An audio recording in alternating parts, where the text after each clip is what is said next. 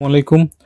আজকে আমি আপনাদেরকে বগুড়ার মহাস্থানগড়ে যে বিশেষ বিশেষ জায়গাগুলো আছে, মানকালীর কুণ্ডধাম, গোবিন্দভিটা, শিলাদেবীর ঘাট, জিয়তকুণ্ড, বেহুলা বাসঘর, এই সবগুলো জায়গায় দেখাবো। এখন আমরা মানকালীর কুণ্ডধামের উপর আছি।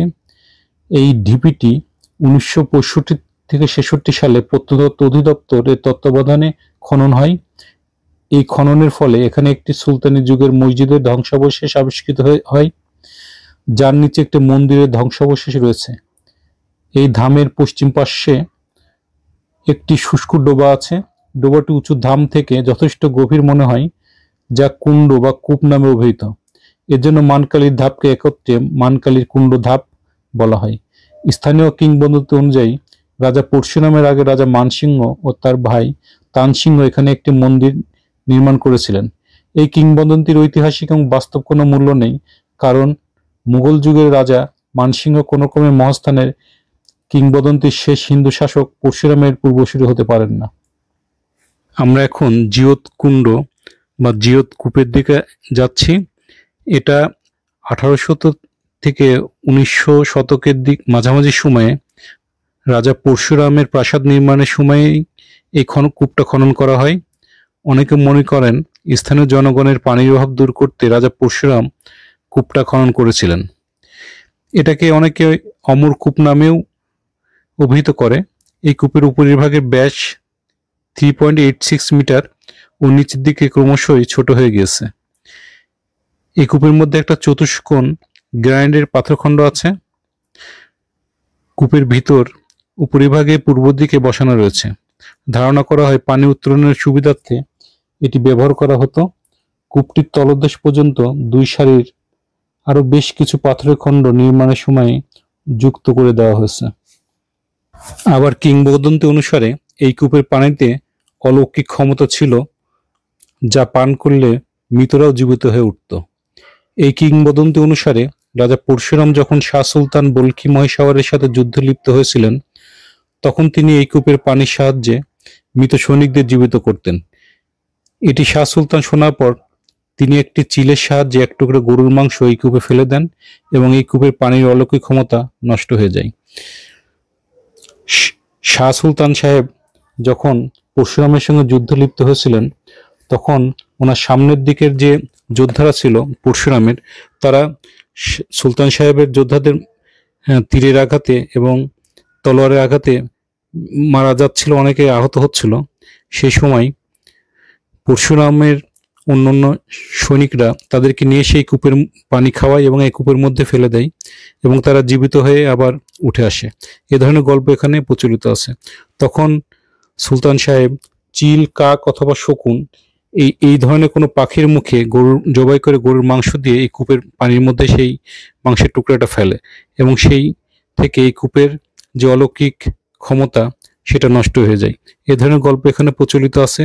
এই জন্য আমরা কূপের খুব কাছে এসে ভালো করে কূপটা দেখলাম এবং সেই কথাগুলো মনে হচ্ছিল যদি সেই গল্পটা সত্যিই হয় তাহলে সেটাও তো একটা অতি আশ্চর্য ব্যাপার। এবং আমরা খুব কাছ থেকে দেখলাম কূপটা এখন একদমই প্রায় ভরাট হয়ে গেছে। অনেকে ইটের খোয়া, পাথর, বিভিন্ন পানির বোতলের মধ্যে ফেলে এটাকে ভরে ফেলছে। আমরা দেখলাম, আশ্চর্য হলাম এবং এখন আবার ফিরে যাচ্ছি। আমরা এখন মহাস্থানগড়ের যে প্রাচীরটা, সুউচ্চ প্রাচীর, সেই প্রাচীরের দিকে যাচ্ছি। আমরা ভাবছি যে প্রাচীর উপর দিয়ে হেঁটে হেঁটে আমরা একদম সামনের দিকে যাব। আমরা সেভাবেই প্রাচীর উপর উঠতেছি। এদিকে যাব না? কুণ্ড সেই ইটা, এই বট গাছের নিচে জীবন কুণ্ড। আর এখন আমরা প্রাচীরের উপর দিয়ে জাদুঘরের দিকে যাব। মজা। সম্ভবত 50 ইঞ্চি হবে এইগুলো, যেরকম মোটা প্রাচীর দেখছি। আমার লাগে যে এখন থেকে 2000-2500 বছর আগে এই ইটগুলো কিভাবে পাইছে, কিভাবে বানাইছে। আর সেই ইটগুলো এখন থেকে 250 বছর আগের ইট এখনো ঠিকঠাক। 2500 বছর আগের ইট।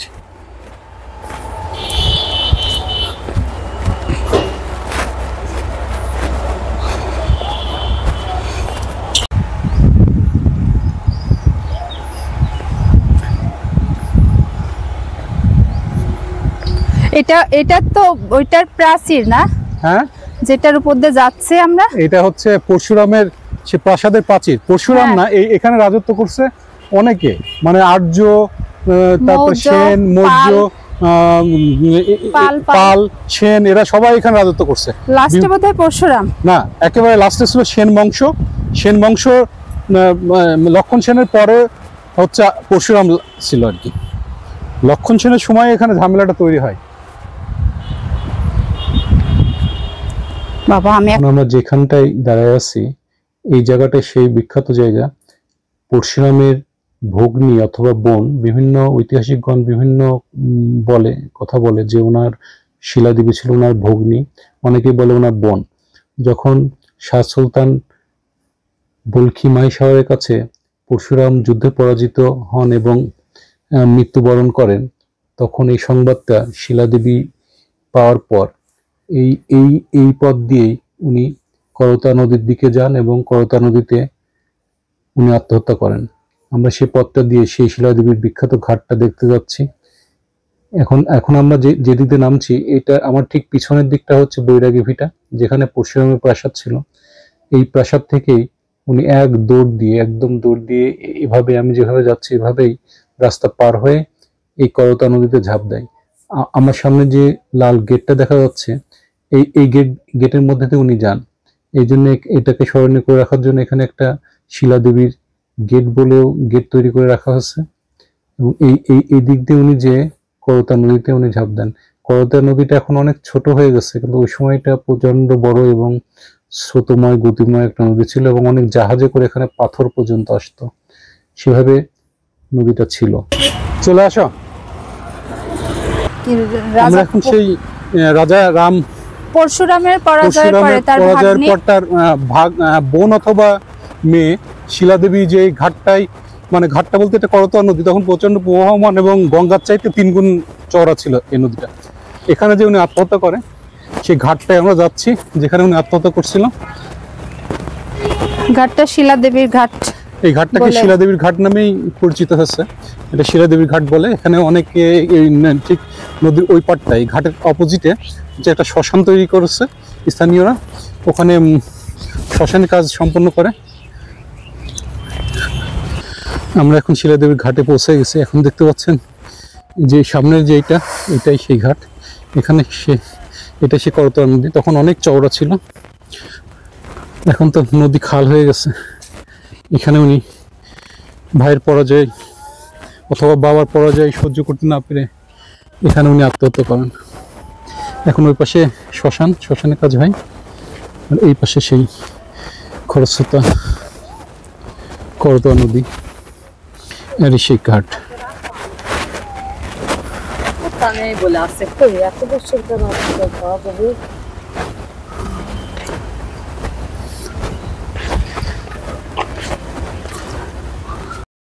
আমরা যে প্রাচীর উপর দিয়ে এখন হাঁটছি, এটা যদি আমরা এভাবে বলি, উত্তর দক্ষিণে 1.523 কিলোমিটার এবং পূর্ব পশ্চিমে 1.371 কিলোমিটার, এবং দুর্গের আয়তন সেভাবে হবে তাহলে 185 হেক্টর। এই পুণ্ডনগর বা পুণ্ডবর্ধন নামেও এটা পরিচিত ছিল মহাস্থানগড়। এক সময় মহাস্থানগড় বাংলার রাজধানী ছিল। খ্রিস্ট জন্মের আগে প্রায় 2500 বছর আগে এখানে সভ্য জনপদ গড়ে উঠেছিল। কয়েক শতাব্দী পর্যন্ত এই স্থান মৌর্য, গুপ্ত, গৌড়, পাল এবং সেন শাসকবর্গের প্রাদেশিক রাজধানী ও পরবর্তীতে হিন্দু সামন্ত রাজাদেরও রাজধানী ছিল। 3য় খ্রিস্টপূর্ব থেকে 15 খ্রিস্টাব্দ পর্যন্ত অসংখ্য হিন্দু রাজা ও অন্যান্য ধর্মের রাজারা এখানে রাজত্ব করতেন। বৌদ্ধ শিক্ষার জন্য প্রসিদ্ধ হয় চীন ও তিব্বত থেকে ভিক্ষুরা এখানে আসতেন এবং তারা এখানে বৌদ্ধ শিক্ষা গ্রহণ করতেন, এবং এখানে শিক্ষার মানটা ছিল অনেক ভালো। তারা এখান থেকে শিক্ষা গ্রহণ করে এশিয়া এবং বিভিন্ন দেশে বৌদ্ধ শিক্ষা প্রচারের জন্য চলে যেতেন। সেন বংশের রাজা লক্ষণ সেন 1082 থেকে 1125 সাল পর্যন্ত গড়ের রাজা ছিলেন। তখন এই গড়টি খুব অরক্ষিত ছিল। মহাস্থানগড় পুণ্ডনগর বা পুণ্ডবর্ধন নামেও পরিচিত ছিল। একসময় মহাস্থানগড় বাংলার রাজধানী ছিল। এখন থেকে 2500 বছর আগে এখানে সভ্য জনপদ গড়ে উঠেছিল। এখানে রাজধানী হওয়ার প্রধান কারণ এটি সমুদ্রপৃষ্ঠ থেকে 36 মিটার উঁচু। যেখানে ঢাকা সমুদ্রপৃষ্ঠ থেকে মাত্র 6 মিটার উঁচু। এখন আমরা মহাস্থানগরের যে মূল গেট, যেখানে টিকিট কেটে ঢুকতে হয়, সেখান থেকে টিকিট কেটে আমরা এর মধ্যে ঢুকছি। যদিও আমরা পিছন দিক থেকে অনেক কিছু দেখে আসছি, তারপরে আবার আমরা প্রধান গেট দিয়ে ঢুকে কিছুটা জায়গা দেখব। এখানে টিকিট কেটে ঢোকার পর এই সামনে যে সিঁড়ি আছে, সিঁড়ি দিয়ে আবার ওই প্রাচীরের উপর উঠা যাবে, সীমানা প্রাচীরের উপর উঠে আবার সব দিকে যাওয়া যাবে।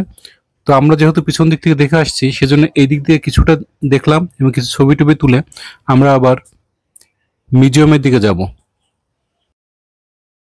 মহাস্থানগড়ের ইতিহাস ঘাটলে আমরা এরকম দেখি, সেন বংশের শেষ রাজা লক্ষণ সেন আনুমানিক 1082 থেকে 1125 গড়ের রাজা ছিলেন।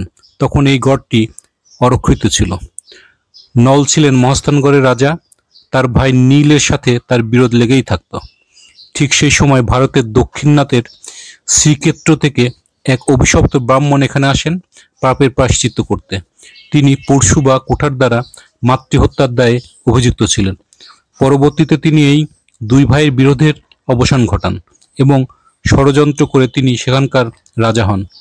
এই ব্রাহ্মণের নাম ছিল রাম, তাই ইতিহাসে তিনি পরশুরাম নামেই পরিচিত। এখন আমরা যেটা দেখছি সেটা হচ্ছে, আমরা মিউজিয়ামের দিকে যাব। এখন সেই মিউজিয়ামের রাস্তা সামনে একটু আগালে আমরা মিউজিয়ামে যেতে পারবো।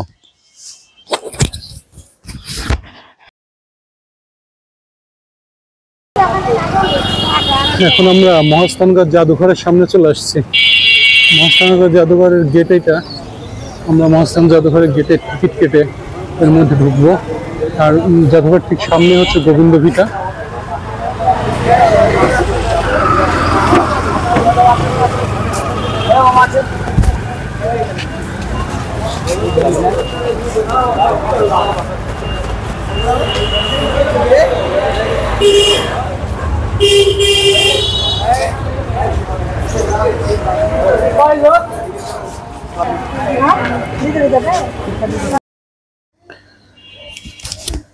মহাস্থানগড় থেকে সামান্য উত্তরে গোবিন্দ ভিটার ঠিক বিপরীত দিকে অবস্থিত এই জাদুঘরটি প্রতিষ্ঠিত হয় 1967 সালে।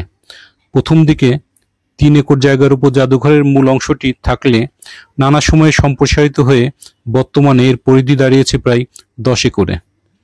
মহাস্থানগড় খননের ফলে মৌর্য, গুপ্ত, পাল, সেন ও অন্যান্য রাজবংশের হাজার বছরের পুরনো অসংখ্য স্মৃতিচিহ্ন, সোনা, রূপা, লোহা, ব্রোঞ্জ, পাথর, কাঁসাসহ বিভিন্ন মূল্যবান ধাতব পদার্থ, পোড়ামাটির তৈরি মূর্তি, কালো পাথরের মূর্তি, বেলে পাথরের মূর্তি, মাটি দিয়ে তৈরি খোদাই করা ইট, স্বর্ণবস্তু, বিভিন্ন শিলালিপি, আত্মরক্ষার জন্য ধারালো অস্ত্র, নিত্য প্রয়োজনীয় তৈজসপত্র ও নানা ধরনের প্রাচীন অলঙ্কার সহ বিভিন্ন সামগ্রী মহাস্থানগড়ের উত্তরে অবস্থিত জাদুঘরে সংরক্ষিত আছে। শুধু মহাস্থানগড় না, মহাস্থানগড় ছাড়াও বিভিন্ন আশেপাশের প্রত্নতাত্ত্বিক নিদর্শন এখানে সংরক্ষিত আছে। আমরা ভিতরে ঢোকার পরে এই যে গেটগুলো দেখছেন, এগুলো কিন্তু 2500 বছর আগেকার তৈরি গেট। এছাড়াও আমাদের যেভাবে যাচ্ছি ঠিক আশেপাশে বেশ কিছু শিবের মূর্তি এবং পুরাতন আমলের কিছু জিনিস আছে, যেগুলো আপনারা একটু একটু করে দেখতে পাচ্ছেন। কিন্তু জাদুঘরের মধ্যে ক্যামেরা সহ প্রবেশ নিষেধ থাকায় আমরা জাদুঘরের মধ্যে তেমন কিছু দেখাতে পারলাম না। এবং আমরা যে সময়টা এখানে আসছি, এই সময়টা ফুল গাছ লাগাচ্ছে, এর মধ্যে প্রচুর সুন্দর সুন্দর ফুল ফুটবে এবং তখন এই জাদুঘরটা আরো সুন্দর দেখতে লাগবে। আপনারা যারা আসবেন তারা গেটে একবারে টিকিট কাটলে জাদুঘর দেখার হয়ে যাবে, মানে জাদুঘরের টিকিটটা গেট থেকেই একবারে এরা নিয়ে নেয়। এভাবে আমরা ঢুকছি এবং এর মধ্যে বিভিন্ন পুরাতন জিনিসপত্রগুলো দেখে আমরা আবার বেহুলা বাসঘরের দিকে রওনা দিব। নিশ্চয়ই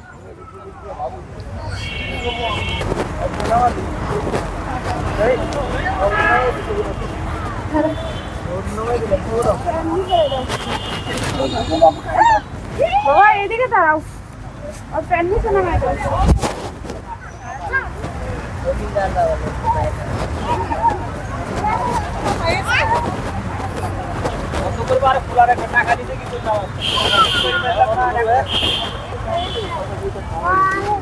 ওই যে দিক দিয়ে বেরোনো যাবে।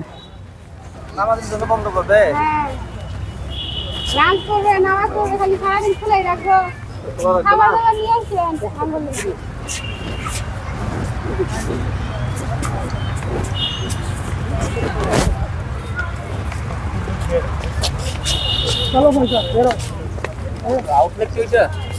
মহাস্থানগড় প্রত্নতাত্ত্বিক জাদুঘর থেকে বের হয়ে আমরা এখন গোবিন্দ ভিটাতে আসলাম।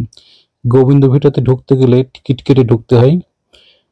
গোবিন্দ ভিটাটা এরকম, গোবিন্দ শব্দের অর্থ হচ্ছে হিন্দু দেবতা তথা বিষ্ণুর আবাস, কিন্তু বৈষ্ণব ধর্মের কোনো নিদর্শন এই স্থানে পাওয়া যায়নি। তবুও প্রত্নস্থলটি স্থানীয়ভাবে গোবিন্দ ভিটা নামেই পরিচিত। মহাস্থানগড় দুর্গ নগরীর প্রাচীরের অদূরে অবস্থিত করতোয়া নদীর পাশে গোবিন্দ ভিটা। এই ঢিবিতে প্রত্নতাত্ত্বিক খনন চালিয়ে 200 থেকে 125 ফিট পরিমাপের একটি মন্দিরের ধ্বংসাবশেষ আবিষ্কৃত হয়েছে। এখানে প্রাপ্ত বিভিন্ন হস্তান্তরযোগ্য প্রত্ন নিদর্শন, ইটের মাপ, ব্যবহৃত মশলা, স্থাপত্যিক বিন্যাস ইত্যাদির ভিত্তিতে অনুমান করা হয় যে মন্দিরটি খ্রিস্টীয় আনুমানিক 7 শতকে নির্মিত হয়েছিল। মন্দিরটিতে একাধিকবার পুনর্নির্মাণের নিদর্শন লক্ষ্য করা যায়। খ্রিস্টীয় 1200 থেকে 1300 শতকে রচিত সংস্কৃতি গ্রন্থ করতোয়া মাহাত্ম্য এই মন্দিরটির কথা উল্লেখ রয়েছে। এটি গোবিন্দ বা বিষ্ণু মন্দির নামে পরিচিত হলেও এমন কোনো প্রমাণ পাওয়া যায়নি যার উপর ভিত্তি করে এটিকে বৈষ্ণব মন্দির বলা যেতে পারে। আমরা এটার উপর দিয়ে অনেক হাঁটলাম, অনেক দেখলাম, কিছু বুঝলাম না, কারণ এটাকে অনেকেই বলছে মন্দির, কিন্তু মন্দিরে কোনো কিছুই এখানে পাওয়া গেল না। শুধু এখন এর বেসটা অর্থাৎ তলাটাই পড়ে আছে, উপরে কোনো কিছু নাই। বড় বড় প্রাচীর, এখানে বিভিন্ন টুরিস্টরা এসে বসে বসে সময় কাটাচ্ছে। আমরা এর উপর দিয়ে ঘুরে কিছু ছবি টবি তুলে আবার নেমে আসলাম। এখান থেকে করতোয়া নদীটা একদম এটার সাথে লাগা। আমরা এটার উপর দাঁড়িয়ে, এটা মন্দিরটা মানে নদী অথবা সমতল ভূমি থেকে অন্তত 20 মিটার উঁচু। এখন আমি যেটা ক্যামেরায় দেখাচ্ছি এটাই সে করতোয়া নদী, কিন্তু নদীটা এখন অনেক ছোট হয়ে গেছে, একদম ক্যানালের মতো হয়ে গেছে এবং অনেক ছোট হয়ে গেছে। করতোয়া নদীর সঙ্গেই এই গোবিন্দ ভিটা। আমি যখন 14তে আমি গেছি, আমি তখন অর্জুনের মামলার কথা কুমিল্লা ময়নামতি, আর এখন খুলনা ডিভিশন মামলা করার পরে এরা লুকে রাখছে। একদিন না একদিন আল্লাহ চোখ খুলে দিবি, দেখি। আমরা এখন বেহুলা লক্ষ্মীন্দ্রের যে বাসর ঘর ওইটা দেখতে যাচ্ছি। আমাদের এখানকার বগুড়ার বিখ্যাত ভ্যান, মানে খোলা ভ্যান, সিট সিস্টেম করা আছে, একটু নিচু সিটগুলো, আমাদের বসা একটু অসুবিধা হলেও আমরা সবাই মিলে মজা করে যাচ্ছি। আমাদের সঙ্গে বগুড়ার এক ভাই, 2 ভাই, এক আপা আছে, তাদেরকে সঙ্গে করে আমরা ওখানে যাচ্ছি। শিগগিরই আমরা এই বাসর ঘরে ওখানে পৌঁছায় যাব, তারপরে আপনাদের সঙ্গে আবার কথা হবে।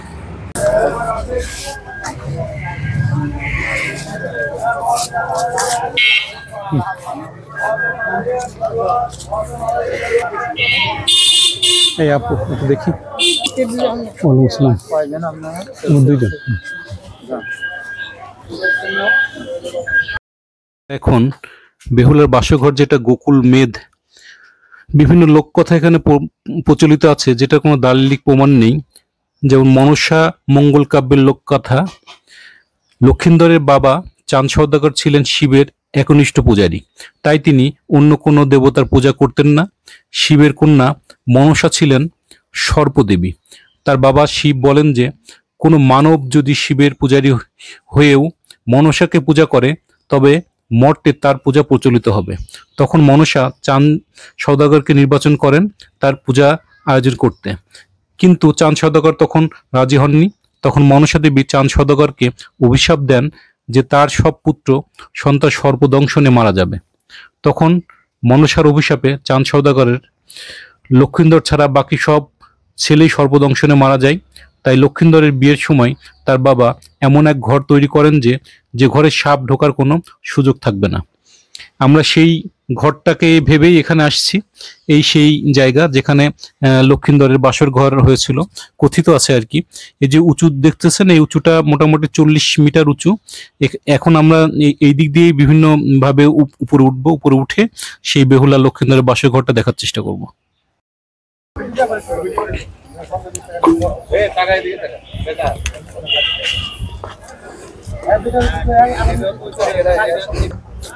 দ্রুত ওঠো।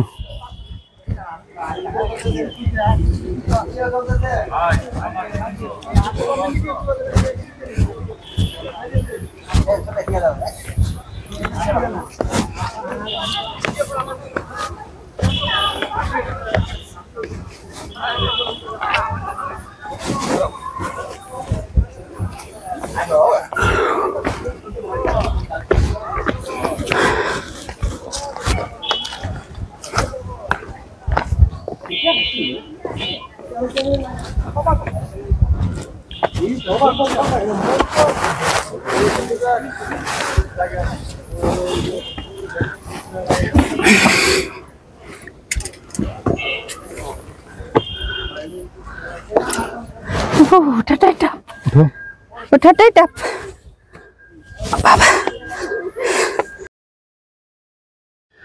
একদম ওঠার এই সিঁড়িটা বেশ সরু এবং ডানে বামে ধরার মতো কোনো ব্যবস্থা নাই, বেশ কষ্ট করে ওঠা লাগে। একটু মোটা হলে তাদের ওঠা আরো কষ্ট। আমরা শেষ পর্যন্ত যেহেতু উপরে উঠে পড়ছি, একদম উপরে উঠতে পারলাম কষ্ট করে হলো। তো উঠে আমরা মনে হলো যে বেহুলার বাসর ঘর যেটা, সেটার মধ্যে যে আমরা একটু বসবো, একটু ছবি তুলবো। আর আমাদের মূল টার্গেটটা ছিল যে আসলে বাসর ঘরের মধ্যে ফুটা কোন দিকে ছিল, যে ফুটাটা দিয়ে সাপ ঢুকছে এবং লক্ষিন্দরকে কামড় দিয়েছে, এটা দেখার আমাদের খুব ইচ্ছা ছিল। তো যেহেতু উপরে কোনো চাল নাই, ছাদ নাই, এটা তো বোঝা গেল না। তো আমরা ওয়ালগুলো দেখলাম অনেক মোটা মোটা।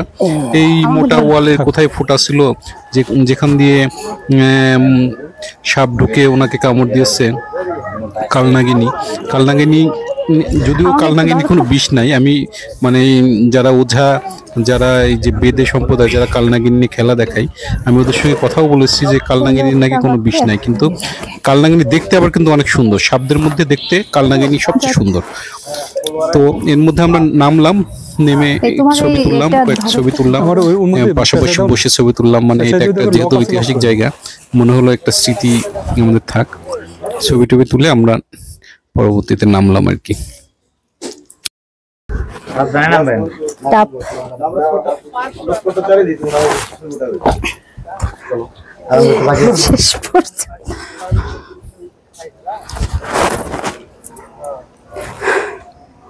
এর মধ্যে নামবা নাকি? নামবো, ছবিও নেও সাথে। ভিডিও করতেছে, এর মধ্যে নামো।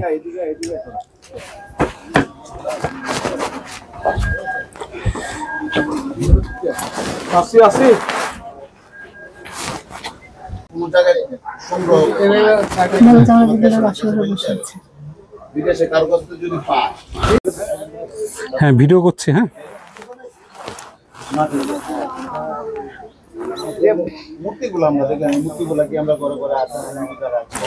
ওঠো, চলো যাই। ছবি নিছ? বেহুলার বাসর ঘরের মধ্যে বসে থেকে আমরা বেশ কয়েকটা ছবি তুললাম এবং ভালো করেই দেখে আমরা এখন নেমে যাচ্ছি। তো আমি যেদিক দিয়ে নামছি এইদিকে বেশ উঁচু, মানে এদিকে নামার মতো কোনো ব্যবস্থা নেই। আমি মানে না জেনেই এদিকে চলে আসছি এবং নামার চেষ্টা করছি। তো এদিকে নামাটা অনেক রিস্কি, কোনোভাবে এদিকে দিয়ে নামা উচিত না। আমরা যেদিক থেকে শুরুতে উঠেছিলাম ওই দিক দিয়েই নামা উচিত। আপনারা যারা এখানে যাবেন তারা এই ভুলটা করবেন না। ওই যেদিক দিয়ে উঠেছিলাম ওই দিক দিয়ে আপনারা নামবেন। এখান থেকে নামতে যে প্রতিদিনই দু একজন ভিজিটাররা পড়বেই এবং তারা বেশ ইনজুর্ড হবে। এই জন্য এদিক দিয়ে না নেমে আমরা যেদিক দিয়ে উঠেছিলাম ওই দিক দিয়ে নামবো। আর আমাদের এই ভিডিওটা কেমন লাগছে আমাদের কমেন্টস করে জানাবেন। তাহলে আমরা নেক্সট ভিডিওটা আরো অন্য কোথাও গেলে আরো সেভাবে বানানোর চেষ্টা করবো আপনাদের পরামর্শ মতে আর কি। আর আপনারা সবাই ভালো থাকবেন।